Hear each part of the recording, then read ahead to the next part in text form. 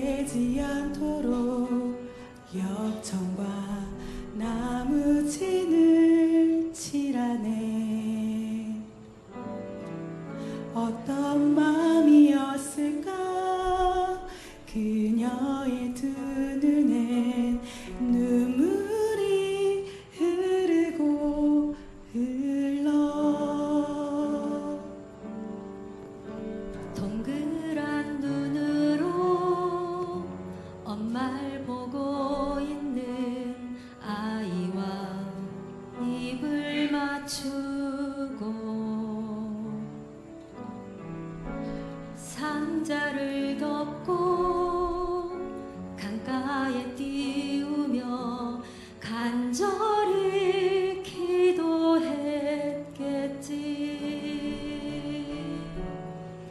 정처 없이 강물에 흔들흔들 흘러내려가는 그 상자를 보며 눈을 감아도 보이는 아이와 눈을 맞추며 주저앉아 눈물을 흘렸겠지. 너의 삶의 창주인 너의 참부모이신 하나님 그 손에 나의 삶을 맡긴다. 너의 삶의 참주인 너를 이끄시는 주 하나님 그 손에 너의 삶을 드린다. 동그란 눈으로 엄마를 보고 있는 아이와 입을 맞추고 상자를 덮고 강가에 띄우며 간절히 기도했겠지. 정처 없이 강물에 흔들흔들 흘러내려가는 그 상자를 보며 눈을 감아도 보이는 아이와 눈을 맞추며 주저앉아 눈물을 흘렸겠지. 너의 삶의 참주인 너의 참부모이신 하나님 그 손에 너의 삶을 맡긴다. 너의 삶의 참주인 너를 이끄시는 주 하나님 그 손에 너의 삶을 드린다. 그가 널 구원하시리. 그가 널 이끄시리라. 그가 널 사용하시리. 그가 너를 인도하시리.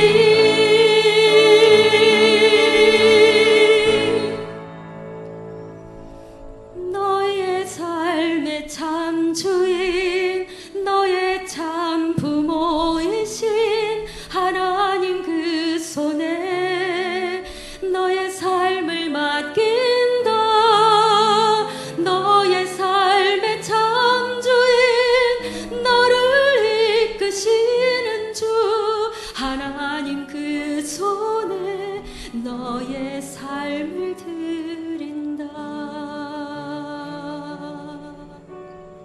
어떤 마음이었을까 그녀의 두 눈엔 눈물이 흐르고 흘러.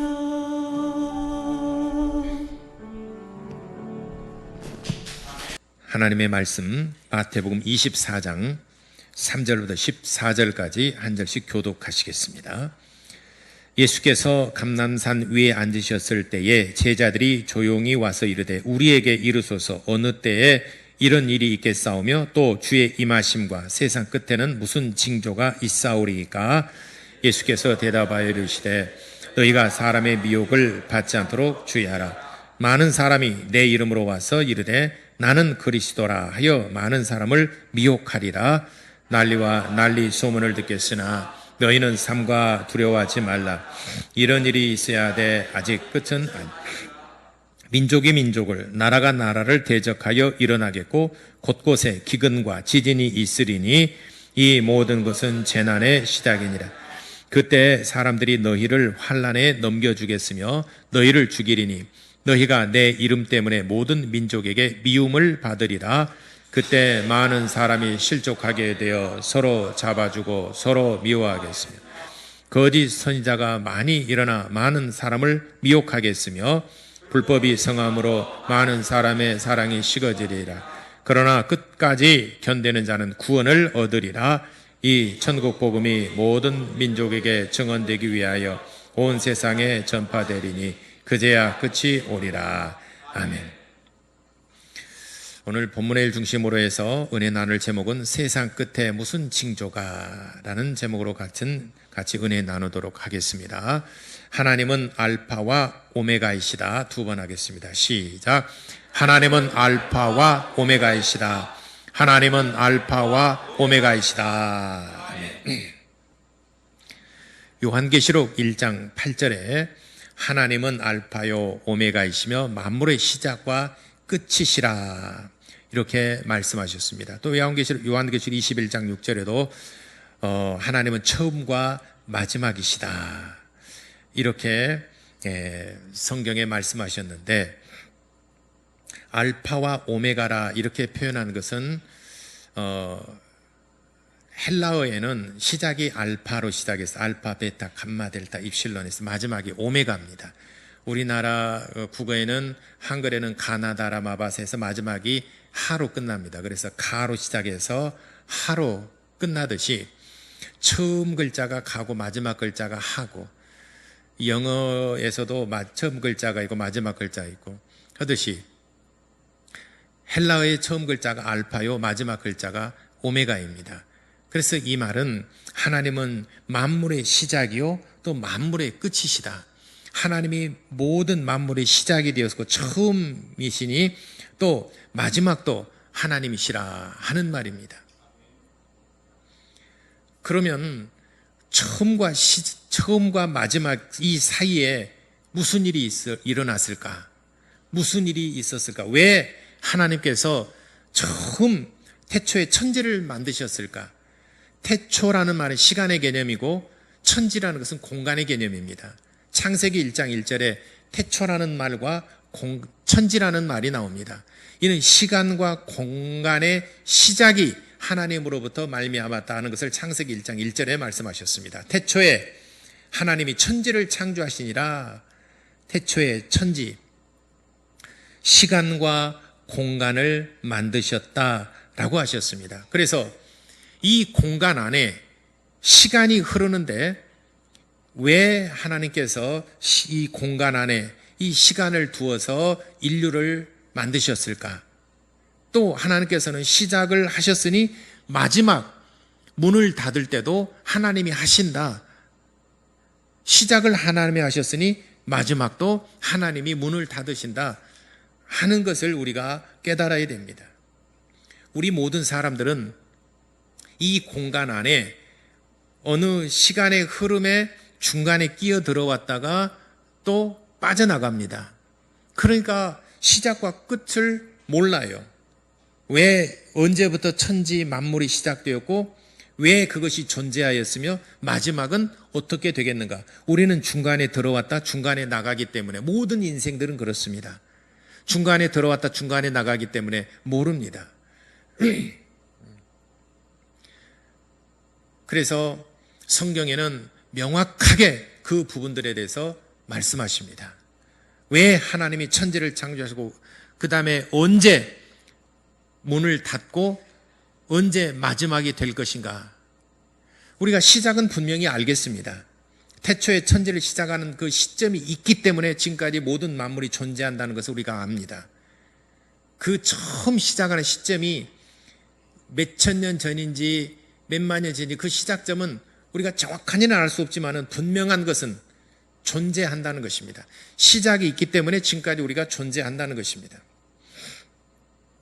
여러분이 저희 아버지를 본 일은 없을 겁니다.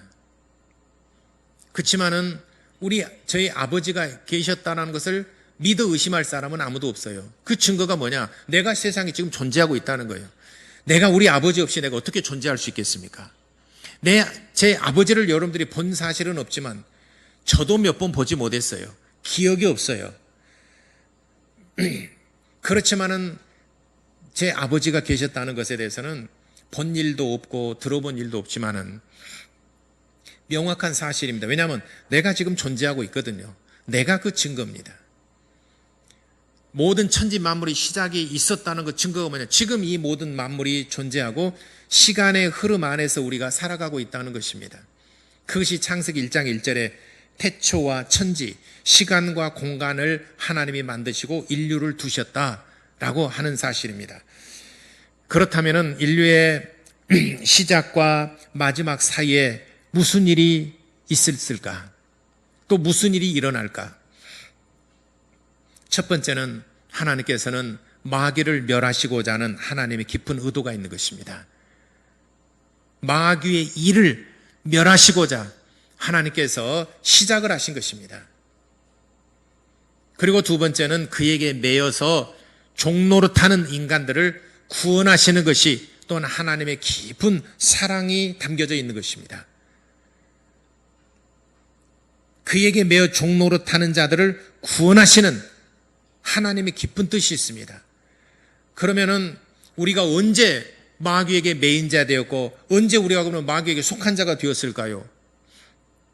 나는 태어날 때부터 우리 부모가 나를 낳아주셨고 언제 내가 마귀에게 입적한 일도 없는데 내가 마귀에게 속했다라고 언제부터 내가 속했는가라고 하는 사실도 없는데 왜 자꾸 교회 오니까 마귀에게 속한 자라고 그러고 왜 자꾸 마귀가 너희 아버지라고 말하느냐? 요한복음 8장 45절에 너희는 너희 아비 마귀에게서 났으니 예수님께서 말씀하셨습니다. 너희는 너희 아비가 마귀다. 마귀에게서 났느니라. 그건 언제부터 우리가 마귀에게 속한 자 되었고 언제부터 우리가 마귀의 자식이 되고 언제부터 우리가 마귀에게 매인 자 되었는가? 나는 그 사실조차도 모르고 있는데 저도 몰랐어요. 언제부터 내가 마귀에게 속한 자 되었고 언제부터 마귀가 나의 아비가 되었으며 언제부터 내가 마귀에게 매인 자 되었는가? 저도 몰라요. 근데 성경에는 그렇게 말씀하셨어요. 마귀에게 매어 종노릇하는 인간들을 구원하시고자 함이라. 히브리서 2장 15절에 마귀에게 매어 종노릇하는 자들을 구원하시고자. 요한일서 3장 8절에 마귀에게 매였다는 거예요. 예수님께서는 오히려 더 한술 더 떠서 요한복음 8장에 너희는 너희 아비 마귀에게서 났으니 너희 아비 욕심을 따라 너희도 그렇게 행하고자 하느냐? 그러니까 마귀가 너희 아비라 너희는 마귀에게서 났느니라. 이 정말 황당무계하니라. 우리는 아는 사실도 없고 그런데 저는 저희 부모가 저를 낳아줬다는 사실에서 분명히 알고 있는데 마귀가 우리 아비라니 이게 말이나 되는 소리겠습니까? 요한일서 3장 8절에 그래서 말씀하셨습니다. 죄를 짓는 자는 마귀에게 속하나니 죄를 짓는 자는 마귀에게 속하나니 죄를 짓는 순간에 마귀에게 속한 자가 돼버린 겁니다. 내가 원하든 원하지 않든 우리가 세상에 살다가 나도 모르는 사이 부지불식간에 내가 죄를 지었어. 그럼 나는 죄인이 되는 겁니다. 단지 안 들켰을 뿐이지 나는 죄인이 되는 겁니다. 우리가 감옥에 가지 않는 것은 안 들킨 죄인이기 때문에 감옥에 안 간 겁니다. 감옥에 있는 사람은 들켰기 때문에 감옥에 가는 거예요. 여러분 지금까지 살면서 세상의 법에 대해서 하나님의 법 말고 세상의 법에서 저촉되지 않을 정말 한 번도 나는 법을 위반한 사실 없고 내 양심의 법 말고 실질적으로 법에 명시되어 있는 그 법을 나는 한 번도 나는 거스린 적 없고 나는 지키지 않은 적 없고 나는 교통법규뿐만 아니라 사회법 질서 공공질서 한 번도 나는 어긴 일 없고 나는 정말 바르게 살아왔다. 그래서 나는 법 없이 살 수 있는 사람이다 라고 하는 사람 있습니까? 혹시 여러분 주변에 있습니까? 아니 교회 다니는 사람은 다 착하잖아요. 교회 다니는 사람은 착하니까 그런 죄 안 짓잖아요. 그죠? 아니 왜 이리 아니 경찰 없어요. 우리에게 경찰 없으니까 원중 오늘 안 왔으니까 여러분 대답해 보세요. 오늘 경찰 안 왔으니까. 그런 사람 아무도 없어요. 전부 다 죄를 지었습니다. 또 양심의 죄도 있잖아요. 속으로 미워하는 것도 있고 속으로 질투하는 것도 있고 속으로 또 남의 물건을 도적질하고 싶은 이런 마음도 있고 마음속으로 우러나는 죄는 마음속에 있는 죄는 밖으로 드러나는 죄보다 훨씬 많습니다. 밖으로 드러나는 죄는 정말 빙산의 일각이에요. 내 마음속에 얼마나 많은 죄를 짊어지고 살아갑니까? 이 죄의 짐을 다 벗어버리고 털어버리고 싶고 할지라도 그러면 그럴수록 내 죄가 더 쌓여만 가는데 그러니까 어린아이들보다도 나이가 들어갈수록 계속 죄만 쌓여가지 않습니까? 우리가 예수 믿고 교회 다닌다 하더라도 살아갈수록 죄가 늘어갔으면 늘어갔지 죄가 줄어들진 않아요. 안 그렇습니까? 그러니까 죄를 짓는 자는 마귀에게 속한 자라 하는 말은 내가 죄를 짓는 순간에 이미 나는 마귀에게 종이 되어버린 겁니다. 내가 알든 모르든 간에 부지불식 간에 마귀에게 매어 종노릇하고 있는 것입니다. 마귀에게 속한 자가 되어버린 겁니다. 왜냐하면 죄 없는 사람이 없거든요. 죄 없는 사람 어디가 있겠습니까? 죄 없는 사람 없거든요. 그러니까 모든 사람은 전부 다 마귀에게 속한 자가 되었고 예수님께서는 마귀가 너희 압이라. 그래서 우리를 하나님이 구원하시기 위해서는 마귀는 죄를 짓는 자들을 합법적으로 잡고 있기 때문에 합법적으로 마귀에게서 우리를 꺼내오지 아니하면은 그냥 데리고 온다 그러면 죄를 가지고 있는데 그냥 하나님이 죄인들을 그냥 데리고 온다 그러면은 하나님도 똑같이 죄인이 되어버린 겁니다. 그래서 마귀의 일을 없이 하고 마귀를 멸하시고 그에게 매어 종노릇하는 인간을 구원하시기 위해서는 하나님이 죄 없으신 그의 아들이 이 땅에 오셔서 십자가에 빌려 죽으시는 일밖에 없는 것입니다. 유일한 방법이에요. 죄 없으신 자가 죄를 대신 짊어지시고 죄값을 치러 주셔야지만이 우리가 죄로부터 자유함을 얻고 죄로부터 우리가 구원을 받을 수 있는 것입니다. 유일한 방법이에요. 죄인들을 그냥 꺼내주면은 같이 범법자가 되는 거예요. 대통령이 특별 사면을 할 수 있는 권한이 있어요. 대통령에게는 그런 권한이 있어요. 그렇다라고 해서 개인적으로 대통령이 감옥에 가서 죄수를 꺼내서 너는 이제는 다신 죄를 짓지 말으라 하고 보내버린다 그러면은 대통령도 역시 범법자가 되어버린 것입니다. 왜냐하면 합법적인 절차가 있어야 됩니다. 죄인을 사면할 수 있는 권한이 있다 하더라도 합법적인 절차를 따라서 법에 의해서 이 사람을 자유케 할 수는 있어요. 3.1절이랄지 또는 8.15 광복절이랄지 국가의 어떤 그 행사, 대통령이 취임을 했다 할지 이럴 때 우리나라의 경사스러운 날입니다. 중요한 국가 기념일 때 특별히 사면을 해주는 예가 있어요. 이는 그 대한민국 정부에만 있는 게 아니라 조선시대 때도 있고 고려시대 때도 특별 사면이라는 법이 있습니다. 특별 사면을 하더라도 법적인 절차를 밟아서 그를 사면을 하게 되면은 다시는 그를 법이 잡아들이지 못합니다. 그러나 개인적으로 가가지고 그를 꺼내서 놔줬다고 그러면은 대통령도 역시 범법자가 되어버린 것입니다. 하나님께서 마귀에게며 종노릇하는 인간들을 구원하시기 위해서는 그 죄의 대가를 치르셔야 됩니다. 그 죄의 대가를 치르실 수 있는 분은 죄 없으신 분이 오셔서 죄를 대신 짊어지셔야만 되는 겁니다. 만일 죄인이 내가 너의 죄를 내가 대신 짊어지게 하면 너도 죄인이면서 너도 똑같은 죄인인데 네가 무슨 죄를 짊어질 수 있어? 죄 없으신 분이 이 땅에 오셔서 죄를 짊어지실 때 죄를 용서받을 수 있는 것입니다. 그래서 이 땅에서 하나님께서 만물의 시작과 마지막이 되셨는데 그 사이에 일어나는 일들 가운데 가장 중요한 일은 하나님의 아들 예수 그리스도께서 이 땅에 오셔서 마귀의 일을 멸하시고 그에게며 종노릇하는 인간들을 구원하신 이 놀라운 일을 2000년 전에 행하셨다는 것을 여러분들이 깨닫고 믿으시게 되기를 예수 이름으로 축원합니다. 인류의 역사 가운데 가장 중요한 일이에요. 그리고 그 외 나머지 사건들은 부속적인 사건이에요.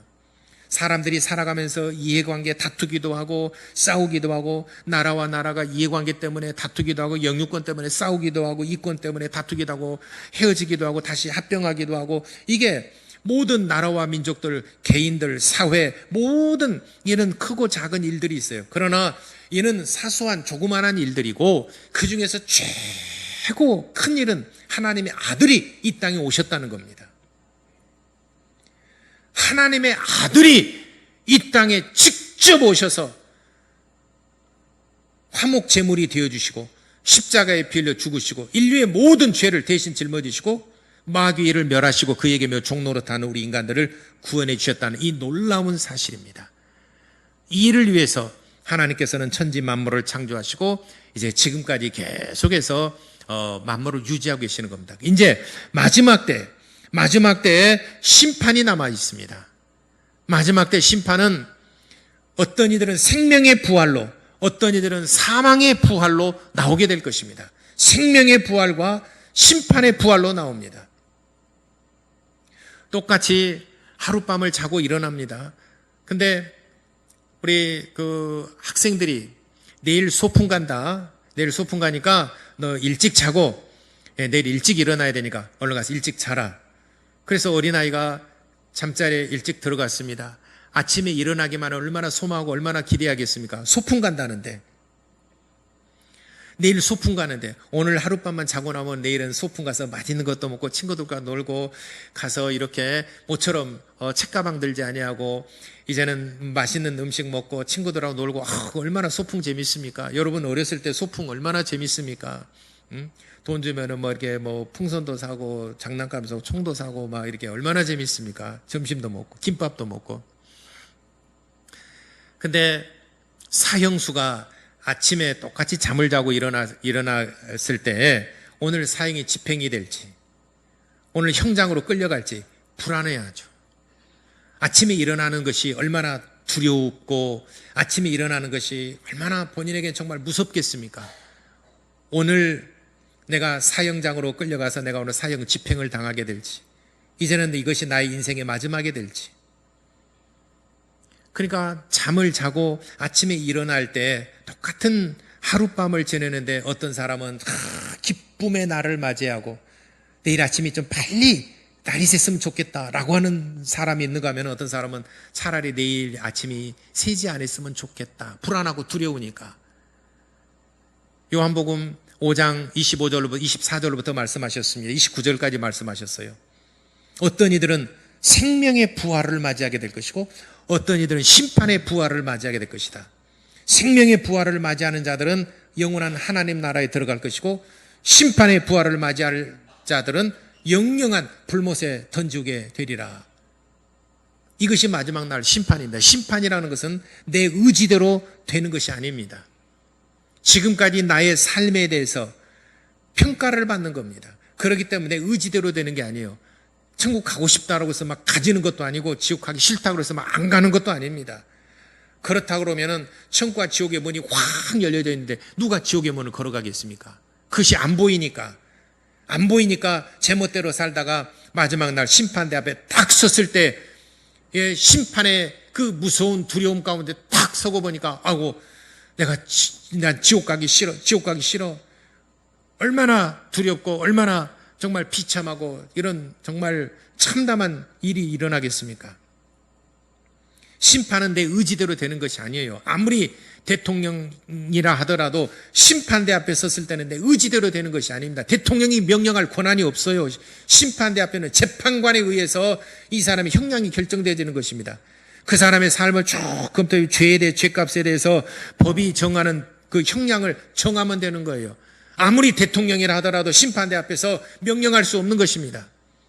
우리나라의 국가 서열 1위가 대통령이잖아요. 의전 서열 1위도 대통령이 3권이 분립되어 있다 하더라도 입법, 사법, 행정 중에서 대표는 행정부 수반인 대통령이 우리나라를 대표를 합니다. 외교권을 갖고 군사권을 갖습니다. 재판장에 섰습니다.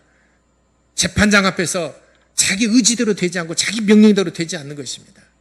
마치 우리가 하나님 앞에 심판대에 섰을 때 내 의지대로 되지 않는 것입니다. 이게 두려운 겁니다. 이게 무서운 거예요. 여러분 꿈속에서 이제 막 나는 이렇게 하기 싫은데 그 악몽을 꿀 때도 있잖아요. 여러분 꿈이라고 해서 내 의지대로 되는 것이 아니잖아요. 꿈속이라서 내 의지대로 되는 게 아니에요. 제가 어쩌냐게 꿈을 꾸는데 무슨 양고기인 것 같아요. 양. 근데 양이 얼마나 토실토실하고 큰 정말 세상에서 그렇게 맛있는 양고기인데, 그래서 내가 주문을 했는데 또 다시 누가 양고기 따라 또 주문을 또 했어요, 내가. 그래 한쪽을 취소를 했는데 둘 다 두 개 양고기를 두 개란 거예요. 얼마냐고 그러니까 하나에 30몇만 원 한다고 그러더라고요. 하나에 30몇만 원 양고기인데 또 양고기를 이렇게 또 이게 중복 주문이 돼 버린 거예요. 그러니까 이거는 먼저 음식이 나와서 먹는데 이걸 취소를 해야 되잖아요. 취소를 해야 되는데 취소가 안 된다는, 이미 이거는 진행이 됐기 때문에 안 된다는. 근데 어떻게 할 겁니까 이거를. 그래가지고 꿈속에 이건 먹었는데 맛있게 먹었는데 이건 취소를 해야 되는데 취소가 안 된다 그러니까 우리 사모를 불렀어요. 불러가지고 취소 어떻게 되겠냐. 이게 당신 왜 이렇게 했냐고. 그러니까 나도 지금 죽겠어라고. 그것 때문에 막 시달리다가 오늘 아침에 잠을 깼어요. 오늘 아침에 가장 뜨끈뜨끈한 꿈속입니다. 그놈의 양고기. 그래서 참 꿈속에 내 의지대로 된다면은 그건 안 먹어 취소해버리고 나 꿈이니까 이렇게 된다면 얼마나 좋겠습니다. 근데 꿈도 현실과 똑같아요. 얼마나 꿈속에 고통받았는지 몰라요. 새벽녘에 우리 성도를 양고기 먹이려고. 그래서 차라리 그걸 가지고 와서 양고기를 우리 성도들한테 먹였으면 얼마나 좋을까. 네. 심판은 내 의지대로 되지 않는 겁니다. 그 심판의 날이 언제일지 아무도 몰라요. 그러나 그 때와 시기에 대해서는 알 수 있어요. 우리 모든 삶 속에 전조증상이라는 게 있어요. 사람이 아플 때 갑자기 아픈 게 아닙니다. 전조증상이 있어요. 뭔가 신호가 먼저 옵니다. 그리고 그 신호를 무시했을 때 갑자기 큰일을 당하기도 하고, 화산이 폭발할 때도 전조증상이라는 게 있습니다. 화산이 갑자기 조용하다 갑자기 빵 터지는 게 아니고, 화산이 폭발하기 전에 생물들이 움직인달지 아니면 동물들이 움직인달지 아니면 가스가 분출된달지 뭔가 전조증상이 반드시 나타납니다. 마지막 때도 전조증상이 반드시 나타납니다. 그래서 예수님께 물었어요. 제자들이 그 때와 시기에 대해서는 오직 아버지만 아시느니라. 천사도 모르고 나도 모르고 아무도 모르느니라. 그 때와 시기에 대해서는 아무도 모르는, 오직 그 권한을 하나님께만 두었느니라. 나도 모르고 천사들도 모르고 아무도 모른다라고. 근데 사람들이 그걸 막 알려고 해요. 예수님께서 이 말씀하시고 그 때와 시기에 대해서 말씀하지 않으셨다라고 그랬는데도 사람들 자꾸 알려고 해요. 그래서 점쟁이를 찾아가기도 하고 누굴 또 기도도 해보기도 하고. 그런데 그 때와 시기를 말하는 것은 성경이 허락하지 않으셨기 때문에 그건 전부 다 잘못된 것입니다. 다미 선교가 1992년 10월 28일 날 12시에 주님 재림하신다고 떠들어댔는데 실패했습니다. 지금도 그 선교회가 있습니다. 주님 오시기를 지금도 기다리고 그 때와 시기를 계속 점치고 있어요. 그러나 성경적으로는 그 때와 시기는 아버지만 아시고 아무도 모른다라고 그랬어요. 그러니까 제자들이 예수님께 물었어요. 그러면은 그 마지막 심판 때, 마지막 때에 어떤 현상, 어떤 징조, 어떤 일이 있겠사옵니까? 라고 3절에 보니까 물었어요. 세상 끝에는 무슨 징조, 어떤 현상들이 있사오리까? 그러니까 4절로부터 쭉 말씀하시는 것은 요약을 해보게 되면 예수님께서 4가지 사건으로 말씀하셨어요. 첫 번째는 거짓 선지자들이 많은 사람을 미혹하리라. 거짓 선지자들이 나타난다. 할 수만 있으면 믿는 자라도 미혹하여 넘어지게 만들 것이다. 내가 그리스도라. 내가 너희의 구원자라. 내가 너희를 구원자라. 하나님이 나를 보내셨다. 지금까지는 다 실패했으니 이제는 내가 마지막 구원자라. 전부 다 그렇게 해서 내가 그리스도요 메시아라고 말하는데 우리나라의 기독교가 복음이 전파된 135년 동안에 지금까지 내가 메시아, 내가 구원자라고 하는 사람이 42명이에요. 42명이 내가 그리스도라고 그래, 내가 구원자라고 그랬어요. 지금 나타나는 구원자가 이만희시지 않습니까? 구원자가 구원받을 자에게 넙죽 절했어요. 잘못했다고, 미안하다고. 여러분 상식적으로 이해가 됩니까? 예수님께서는 이 땅에 우리를 구원하러 오셔서 사역을 하시면서 사람들 앞에, 죄인들 앞에 한 번도 무릎 꿇은 일이 없습니다. 내가 잘못했다라고 한 번도 사과한 일이 없어요. 그분이 메시아입니다. 그분이 우리 구원자이십니다. 아니 구원자가 구원받을 죄인들 앞에서 넙죽 절하고 죄송합니다, 미안합니다, 사과하고 그게 겸손이 아니라 이건 사기하는 것이지 않습니까? 이거는 잘못됐지 않습니까? 어떻게 하나님이 구원자라는 것은 하나님인데 하나님이 인간에게 무릎 꿇습니까? 겸손과 섬김은 그를 이렇게 받들고 이런 것들을 말하는 거지 그 앞에 무릎 꿇고 잘못했다고 빌고 용서를 구하고 이게 메시아 아닙니다. 그래서 거짓 선자들이 나타나서 믿는 자들을 미혹한 일이 있겠으며 너희는 거기에서 동요하지 말아라. 거기에서 미혹받지 말아라.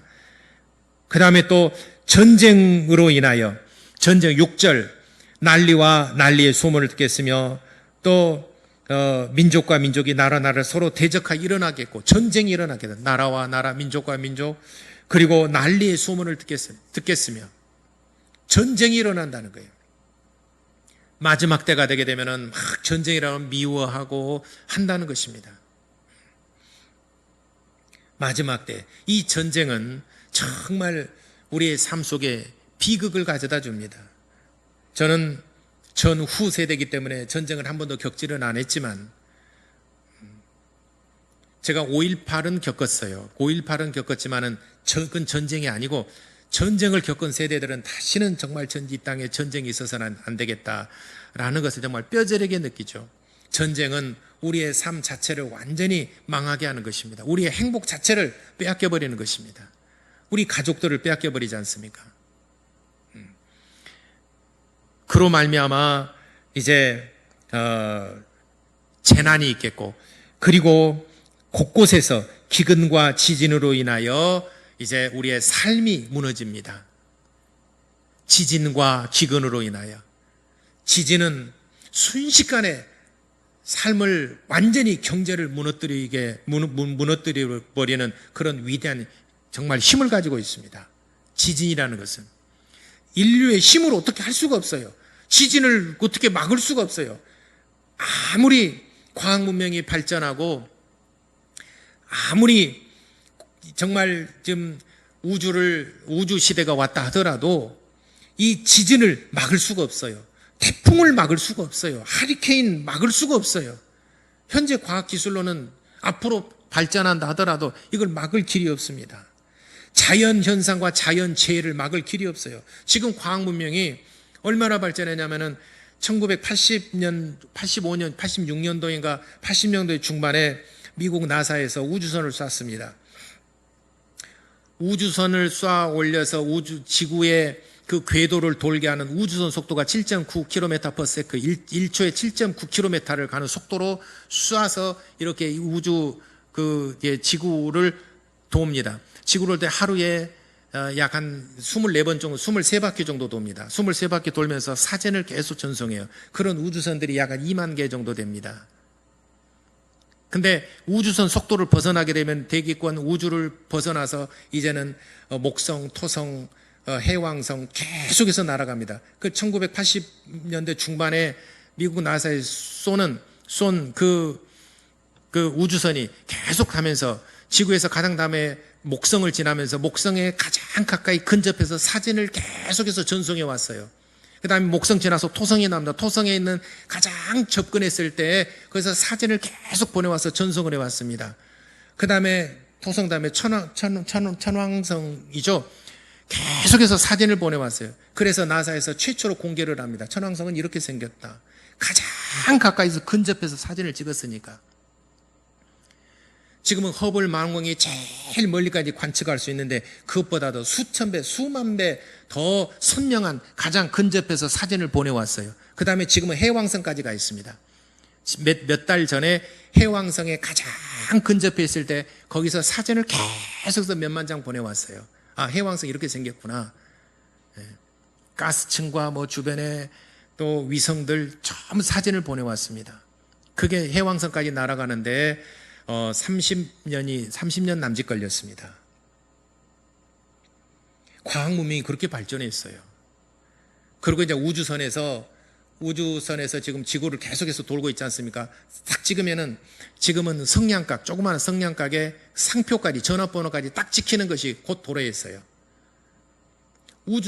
보통 300km 되거든요. 300km 상공에서 쫙 사진을 찍습니다. 그러면 성냥각에 그 상표, 팔각 성냥, 전화번호, 거기까지 다 찍힌다니까요. 얼마나 과학 문명이 발전했는지 모릅니다. 그러나 그렇게 과학이 발전하고 그렇게 최첨단의 시대, 저는 우리 삶 주변에서 가장 최첨단의 그 혜택을 받고 있는 게 휴대폰이에요. 휴대폰 안에 없는 게 다 있잖아요. 휴대폰에 없는 게 다 있어요. 휴대폰 하나 하면 다 끝납니다. 그런데 이렇게 과학 문명이 발전하고 최첨단의 시대를 살아간다 하더라도 먹지 않으면 사람이 죽는 겁니다. 아무리 문화의 혜택을 받고 산다 하더라도 먹지 않으면 사람이 죽는 겁니다. 그러니까 경제가 무너지면 사람이 행복이 끊어져 버린 것이고 경제가 무너지면 사람이 죽을 수밖에 없는 겁니다. 코로나 바이러스보다 더 무서운 것은 경제가 무너지는 겁니다. 코로나 바이러스 잡다가 지금 한쪽에서 경제가 무너지는 것이 지금 보이지 않습니까? 제가 지난 시간에도 말씀드렸지만 코로나 바이러스보다 더 무서운 것은 경제가 무너지고 있다는 것입니다. 이 바이러스로 인해서 얼마나 많은 실직자들이 나타나면 얼마나 많은 기업들이 다 무너지고 있습니까? 그러면은 무너지면 우리는 못 살지 않겠느냐? 무너지면서 또 다시 새로운 기업들이 또 살아납니다. 그러니까 이렇게 전쟁과 기근과 또 지진으로 인해서 또 이런 바이러스로 인해서 우리는 재난이 있게 된다. 재난의 시작이라. 재난이라는 것은 경제 기반이 무너져 버린다는 것입니다. 아무리 최첨단의 시대를 살아간다 하더라도 아무리 최첨단의 것을 누리며 살아간다 하더라도 먹지 않으면은 다 무너지고 죽을 수밖에 없는 것입니다. 이것이 마지막에는 재난의 시작이라 이 말은 무너진다는 것입니다. 바이러스로 인해서 우리 경제가 무너지고 이것이 재난의 시작이라. 그리고 마지막으로 네 번째는 불법이 성함으로 사랑이 식어지리라. 사랑이 점점 사랑이 식어지는 건 뭡니까? 사람이 만나지 않으면 사랑이 식어집니다. 여러분, 하나님 만나지 않으면 하나님과 점점 멀어집니다. 예배드리지 않으면 하나님과 점점 멀어집니다. 기도하지 않으면 하나님과 멀어집니다. 찬양하지 않으면 하나님과 멀어집니다. 세상 노래 들으면 세상과 가까워집니다. 세상 문화를 누리면 세상과 가까워집니다. 세상 사람 만나면 세상 사람 가까워집니다. 세상 사람이 돈 버는 얘기, 그러면 세상 사람 돈 버는 얘기, 세상과 가까워집니다. 누구를 만나고 누구를 자꾸 접촉하는 데다 시간과 비례합니다. 그런데 사랑이 식어지리라. 점점 사람과 만나지 못하고 점점 이제는 띄엄띄엄해서 전부 다 흩어버리지 않습니까? 장작 3개만 있으면은 활활 타오르는데 생퉁이도 집어넣으면 다 태워버립니다. 그렇게 잘 타던 장작도 하나 분리시켜버리면은 불 다 꺼져버립니다. 불만 꺼지겠습니까? 거기서 나오는 냉가리요, 이거는 모기불, 그 풀섬 해가지고 피우는 모기불하고 장작개비에서 나온 그 연기하고는 눈에 들어갈 때 그 강도가 여러분 어쩌던가요? 이 어렸을 때 모기불을 피우고 그러잖아요. 그 덜 마른 풀을 피웁니다. 연기를 이렇게 발생시켜서 모기 못 달라들게 합니다. 그게 눈에 한번 들어오잖아요. 눈물이 나요. 찔끔하고 눈이 맵습니다. 장작개비 그거요 이렇게 그 꺼지는 거 그게 한 줄기가 눈에 들어오면요 눈구녕 파봅니다. 이게 방송에 나가죠. 진짜 막 도려내는 듯이 막 아프다니까 이게 막 애래요. 눈이 눈물 나는 정도가 아니라 막 애래요. 여러분 사랑이 식어지게 되면 식어지는 것으로만 끝나는 것이 아니라 참 사람들 마음에 아픔과 상처를 줍니다. 마지막 때 불법이 성함으로 사랑이 식어져서 서로 미워하며 또 왕래가 없어지지 않습니까? 그러니까 무관심하게 되고 전도의 문이 닫히게 됩니다. 이제는 점점 전도의 문이 닫혀지게 돼요. 왜냐하면 사랑이 식어지니까 왕래가 없으니까 개인적인 시대가 도래하니까. 그러나 이런 시대에도 마지막까지 정말 경건하게 살려고 하는 자, 하나님의 말씀을 따라서 오직 하나님을 존중하고 하나님을 예배하고 하나님 말씀대로 살려고 하는 자들은 핍박을 받으리라. 그런 자들은 핍박을 받으리라. 디모데후서 3장 12절에 사도 바울이 디모데에게 말했습니다. 네가 경건하게 살려고 하게 되면은 핍박을 받으리라. 불법이 성한 사회 속에서 네가 정말 경건하게 살려고 하느냐 너는 핍박을 받으라. 그것을 네가 견뎌내라. 네가 그것을 이겨내야 된다. 요한복음 15장 18절 19절에 예수께서 말씀하셨습니다. 너희가 세상에서 하나님 말씀을 따라 살며 내가 너에게 전해준 계명을 지키며 살려고 하는데 너희가 세상으로부터 미움을 받을 것이다. 너희가 세상으로부터 미움을 받는 것은 너희가 세상에 속한 자가 아니고 내게 속한 까닭이라. 그러므로 나를 미워하기 때문에 내게 속한 자도 함께 세상이 미워하느니라 라고 예수께서 말씀하셨습니다. 그러니까 경건하게 살려고 할 때 핍박을 받고 불법이 성한 사회 속에서 하나님의 말씀을 따라 살고 정말 불법이 성한 사회 속에서 그래도 예배를 드리려고 애쓰고 현장 예배든지 온라인 예배든지 예배를 드리려고 정말 경건하게 살려고 애쓴 사람들이 핍박을 받고 한다는 것은 여러분들이 하나님께 속한 자인 줄을 믿으시게 되기를 바랍니다. 이 사람은 틀림없이 하나님께 속한 자, 이는 성경이 보증하고 있습니다. 오늘 성경 본문의 말씀에 13절에는 말씀하셨습니다. 이런 사회 속에서 끝까지 견디는 자는 구원을 받으리라. 네가 견뎌내야 된다. 이것을 이겨내야 된다. 끝까지 네가 견뎌내야 된다. 그러면은 네가 구원을 받으리라. 여러분, 구원받은 자들은 마지막까지 견뎌내는 자가 구원받는 것입니다. 아무리 사회가 이렇다 하더라도 여러분 마지막까지 견뎌내는 자가 마지막까지 구원받는 것입니다. 아무리 이 사회가 어수선하고 어렵다 하더라도 경제가 무너지고 또 가정이 정말 위기 상황이 오더라도 하나님만 의지하고 아까 그 요게벳의 찬송입니까? 그 아까 노래가 요게벳이 모세의 어머니지 않습니까? 정말 그 사회는 그때 당시에는 산의 아이면 다 죽이라고 그랬지 않습니까? 근데 갈대 상자를 만들어서 물에 띄워보내면서 기도하는 내용이잖아요. 널 구원하는 이가 하나님이시고 너를 인도하시는 이가 하나님이시다. 너의 보호자가 하나님이시다. 지금 요게벳이 눈물을 훔치면서 기도하는 내용이지 않습니까? 모세가 살았잖아요. 그런 시대에도 하나님께서 모세의 생명의 주가 되셨고 인도자가 되어주셨습니다. 우린 지금은 그보다는 덜한 시대라 하더라도 여러분 하나님을 더 의지하고 경건하게 살려고 하고 온라인 예배를 드리시더라도 정말 마음을 다하고 힘을 다해서 예배를 드리고 여러분 현장 예배를 정말 사모하고 그렇게 해서 마지막까지 견디어내는 성도 여러분 되시기를 예수 이름으로 축원합니다. 기도하겠습니다.